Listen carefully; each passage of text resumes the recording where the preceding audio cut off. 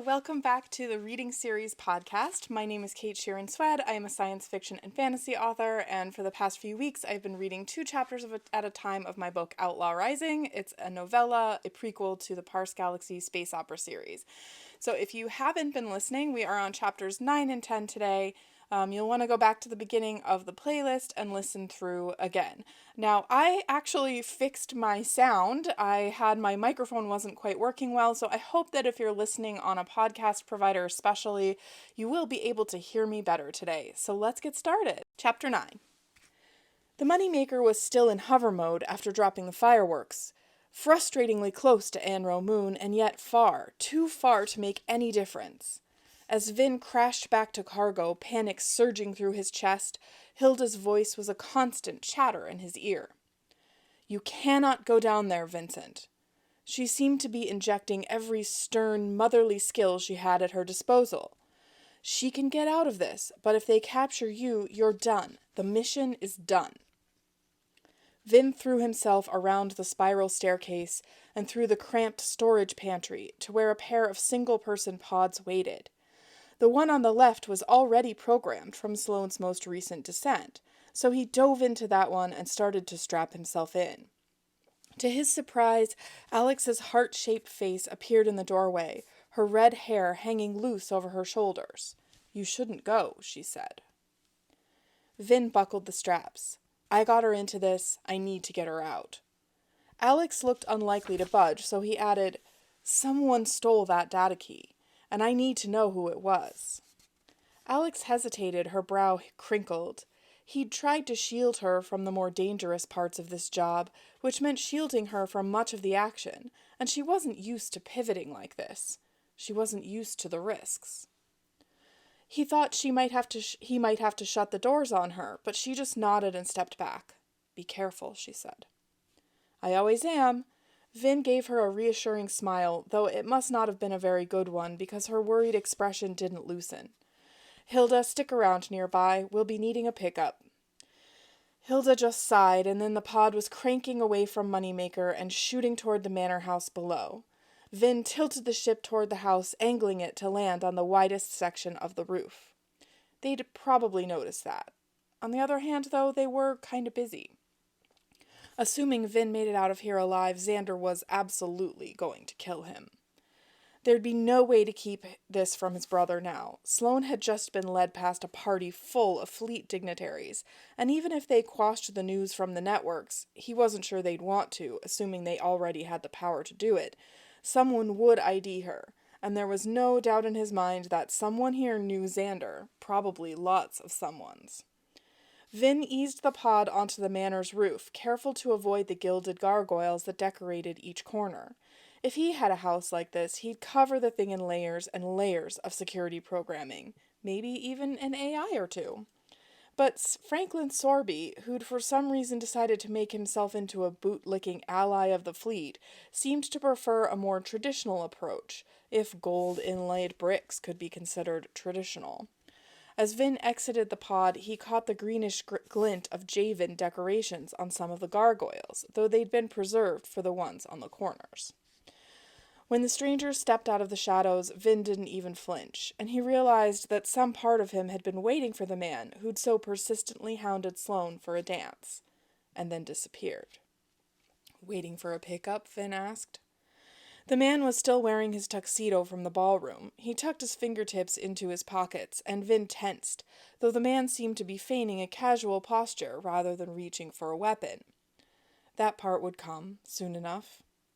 "I was waiting for you, actually," the man said. "I spotted that girl the second she walked in. The fleet might buy her as one of their own, but I didn't. I told her I was an officer, and she didn't even ask why I wasn't wearing formal dress. Where did you find her?" Vin wanted to groan. He hadn't noticed the flub either. Hilda was right. He truly wasn't bait for spying. This man talked as if he knew Vin, but Vin didn't recognize his face, had never seen him before. "Who are you?" he asked. "Who do you work for?" The man smiled. He was obviously looking forward to the fight, and that usually wasn't a great sign. Vin was ready when the man lunged. His movements were fast, economical, no flashy arm waving as he came directly for Vin's throat. He knew what he was doing. Vin blocked. Let's try that again. Vin defended, blocking the first punch and dodging the follow-up kick.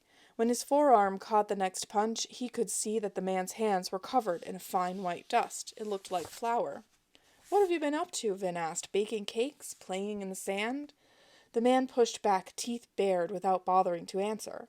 Maybe he'd snuck in with the catering staff, but when Vin risked a glance down, the man's shoes were also coated in the dust. Whatever he'd done it in this outfit, and he wouldn't have used the tuxedo to blend in with the cooks. The man ducked, breaking the hold and sending Vin stumbling toward the edge of the roof. He spun just in time to defend, catching the man's wrist in his fist. Instead of backing off, the man grinned, and then a pair of blades snapped out of the sides of his hands. He twisted his hand, and Vin released the man's wrist as a ribbon of blood bloomed along the back of his own hand, stinging his knuckles. A shallow cut. A lucky cut. Vin had only met one group of people who used weapon mods like these. The surgery was as invasive as it got, replacing a whole chunk of tendon and bone and reinforcing the rest of the hand with titanium plating. A painful procedure and not something most people, even criminals, were willing to endure, or push on their people. Fox Clan, Vin said. That made some sense. He'd ticked them off a few times, though nothing big enough or recent enough to warrant the attack on the academy. But the other thing about Fox Clan, they avoided AIs, which meant they'd been the one to send those drones after him. They were all about the weapon mods, but suspicious of artificial neural networks. It made about as much sense as anything else the cartels did. He half wanted to ask if they'd had the mods installed manually too. He'd always wondered. Pro tip, Vin said. You shouldn't use those blades on a covert mission. They give you away. The man's grin only widened. His eyes were bloodshot now, almost wild. Doesn't matter if you're too dead to talk about it. The man slashed for Vin, but he ducked, the blade swiping so close to his ear that he heard the whoosh of air as it passed. He landed in a crouch which allowed him to withdraw a pair of knives from his boots before jumping back to his feet. What does Fox Clan want with a bunch of fleet intel? Vin asked. And why bother taking the time to stop Vin when they already had the data? Why not just disappear with their prize? If the man knew the answer, he didn't bother to respond. With a roar, he rushed at Vin, Okay, I'm just going to laugh at myself for a second here. Audiobook narrators are amazing. I'm sure that if they were listening to this, they would never get farther than the first episode, but they are amazing. I'm learning. Let's see here. Why bother taking the time to stop Vin when they already had the data? Why not just disappear with their prize? If the man knew the answer, he didn't bother to respond. With a roar, he rushed at Vin, blades drawn. The problem with modded blades, besides surgery and the pain, they didn't detach. Vin threw his first knife, and it bounced off the man's outstretched hand, clanging uselessly to the roof. The man laughed, and Vin launched his second knife. It hit the man straight in the throat. The man's momentum gave him 3 more steps before his hands rose to his neck, where blood was gushing from his throat in gruesome spurts. He collapsed, clutching at his throat, his blades still drawn. There wouldn't be time to clean this up. Vin knelt beside his Fox Clan assailant, grimacing as blood poured out of the man's still body. The man would have killed Vin if he hadn't acted, but he hated to take a life, and always avoided doing it if he could. Leave the man alive, and he might come after you another day. There was no denying it. But if you left him alive, there was always a chance he'd feel indebted to you. What was done was done. Vin plunged his hand into the man's pocket, searching for the data key. The man's palms were still covered in flour. It truly looked like flour, though it was beginning to congeal as blood flowed across the skin.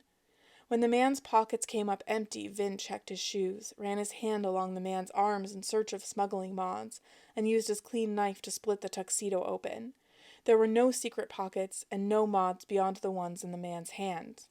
And the data key was gone. And Vin had no idea where to find it. Chapter 10. This is a really nice interrogation room. Not that Sloane had much of a reference point for how interrogation rooms should look. She'd seen the inside of a local patrol office a few times, but she'd always spent her time waiting on a bench for her father to pick her up. The worst part of that had been the small talk with the patrol officers and the dread of whatever lecture her father would give her on the way home. She'd been waiting in the manor's library with the same 2 security guards for almost half an hour. At first, she tried to get them to tell her something about what was happening or who they were waiting for. Now, though, it was more of a game, of trying to get them to say anything at all. Once they'd ushered her into the room and scanned her with their weapon-finding equipment, or data key-finding, maybe, they'd set her down in a chair like she was a doll and stationed themselves by the door. Neither had spoken a word since.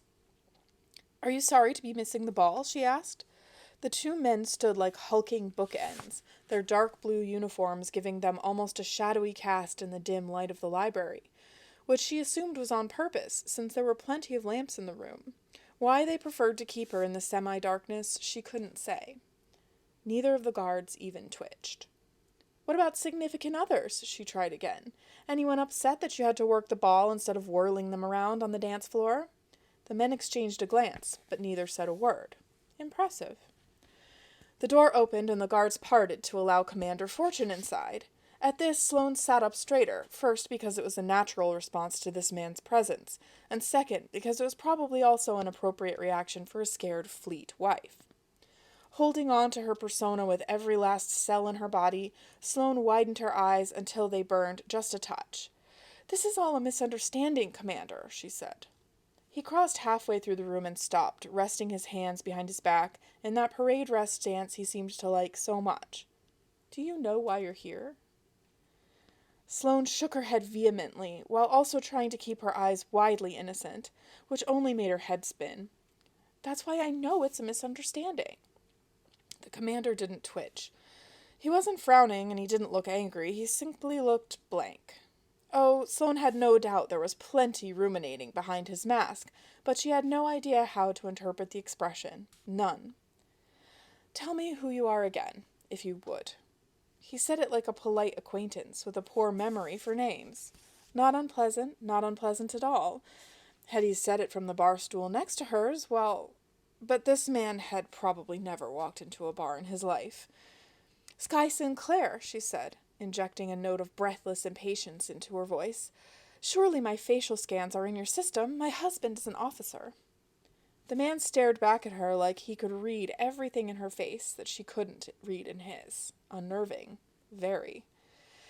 "Yes, Miss Sinclair. The trouble is that no one seems to know your husband personally, or you, for that matter." See, that was the trouble with talking to actual people. Computers, even AI, could be tricked by false records, false data scans, all that. Fools, too. And Commander Fortune was no fool. Vin probably should have realized that, but she wasn't sure her uncle could see past his own passionate fury on the subject. Probably a conflict of interest, though who was she to judge? The bud in her ear buzzed, and Vin's voice cut in a second later. "Hang tight, Alex is trying to hack the magna cuffs, so be ready to run. We'll be outside the window." Great. Yes, it was a first-floor window, but this was a manor with a raised foundation, and the library was off to the side. She could see the bushes sticking up behind the fancy window panes. They looked prickly. The commander looked up, turned to look back at the guards. "Did the scans pick anything up?" "No, sir," the one on the right said. So they did have voices. "No weapons, no data key." "Data key?" Sloane squeaked. "What data key?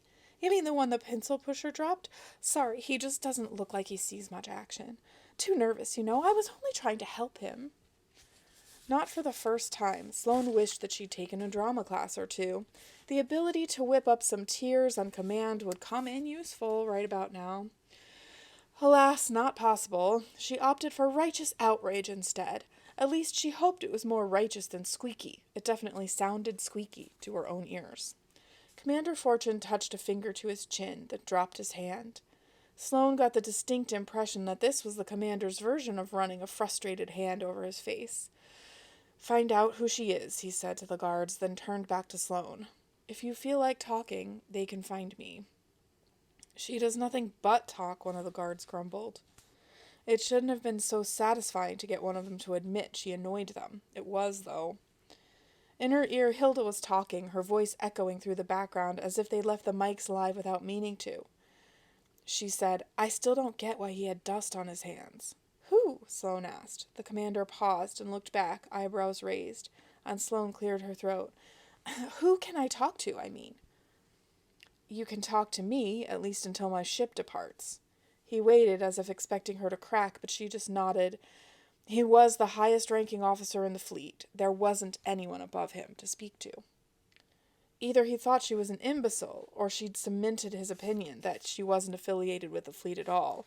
They'd have to widen their search to ID her, and it might take some time. They wouldn't think to look for a sheltered center system girl, but they would find her.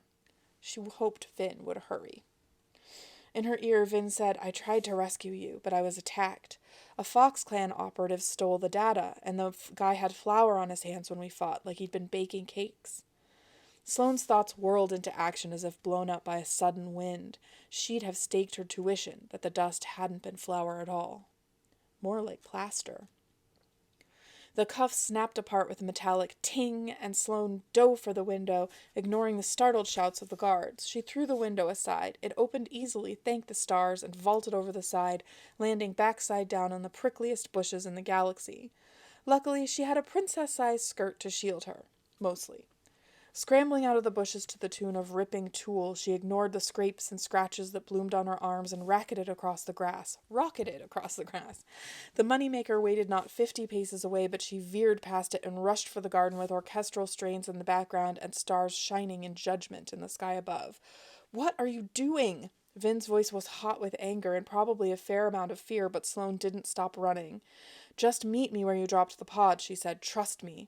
Vin let out a string of curses that would have rivaled her father's, and the engines roared behind her as Moneymaker swerved toward the landing pads. She could hear the guards shouting behind her, but they weren't blessed with her dress padding, and they were struggling to catch up. Sloane dashed into the garden and hefted the Skraeler sculpture off its base. It was lighter than it looked, but awkward for carrying with all its offshoots of seaweed and creatures. The stars swam within it, glints of sparkle hiding within the anemones and the bubbles, and she couldn't think of destroying it. She didn't dare. Instead, she knelt and cracked the bottom gently on one of the corner bricks, breaking open the plaster adhesive. She dug her hand inside, scraping away the plaster, and her fingers closed around the thumbnail-sized chip that was buried inside it. Skraeler always used Javan adhesive on his bases. Always. She could have crowed in triumph. Stop. Still clutching the sculpture, it was so much heavier than it looked, and one of the seaweed protuberances, I hate that the author put that word in there. It's so hard to say. One of the seaweed protuberances was stabbing her in the armpit. Sloane scrambled to her feet, backing away from Commander Fortune as he hurried down the steps and into the garden. How had he even gotten here so fast, and why wasn't he surrounded by guards? There could be more Fox Clan operatives out here, or worse. Half the criminals in the galaxy probably wanted a shot at this guy. Don't come any closer, she said, jerking her chin toward the sculpture in her arms. I'll drop it. She wouldn't. She couldn't. The commander stopped, raised a hand halfway to his waist as if she'd suggested she intended to set off a bomb.